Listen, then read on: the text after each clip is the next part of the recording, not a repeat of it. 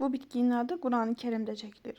Allah bu bitkinin cənnətdə də var olduğunu qeyd edir. Söhbət min bir dərdin dərmanı, xalq təbabətində də geniş istifadə olunan zəncəfildən gedir. Zəncəfil faydalarını saymaqla bitməz faydalara malik bir bitkidir. İnsan bədənində bütün toxumaları qan qidalandırırsa, zəncəfil də qanı qidalandırır desək yanılmarıq. Çünki zəncəfil qanı daha rahat çalışdırır, qanı durulaşdırır və zəncəfil içdikdən sonra qan toxumaların bütün hissələrinə çatıb onu tam qidalandıra bilir. Qan dövranındakı pozğunluğu aradan qaldırır. Zəncəfil həm tozu, həm təzə zəncəfil, həm qurudulmuş zəncəfil, ürək bulanmalar zamanı istifadə etmək çox faydalıdır. Belə ki, o həm də bağırsaq spazmlarında, yemək yedikdən sonra yeməyin mədəyə yığılıb qalması, bağırsaqlarda köp olması hallarında da zəncəfil çayının içilməsi bağırsaqların hərəki funksiyasını artırır və bir xeyli kömək edir. Zəncəfil mədə-bağırsaq divarının keyfiyyətini artırır. Uzun müddətdir, illərdən bəri xalqımız zəncəfil qarışdırılmış balı bədən zəifliyində, immunitet zəifliyində, halsızlıqlarda, baş gicəllənmələrində istifadə etmişlər. Adət hallarının aybaşı pozulması zamanı, daha çox adət hallarının gecikməsi zamanı zəncəfil çayının içilməsi faydalıdır. Çünki o isidici funksiya daşıyır və adət halını normaya salır.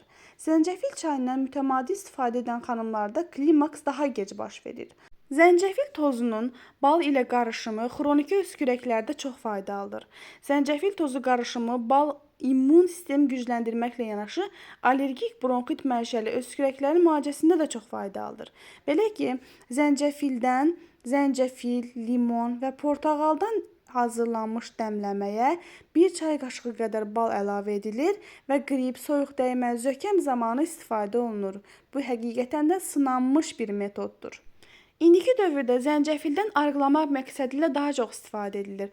Zəncəfil çayı oksidləşmə reduksiya proseslərini artırır, yəni piylərin yandırılmasına kömək edir. Zəncəfil dediyimiz kimi çox əla bir isidicidir, eyni zamanda tərlədicidir.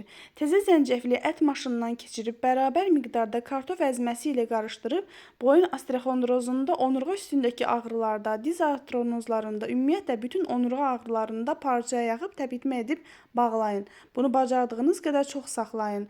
Belə hallarda mükəmməl bir ağrı-kəsici rolunu oynaya bilir. Zəncəfil istifadə edərkən biraz diqqətli olmaq lazımdır. Belə ki, o göynədici, yandırıcı xüsusiyyətə malik olduğu üçün mədə xorası, mədə yanması olan insanlara pis təsir edə bilər.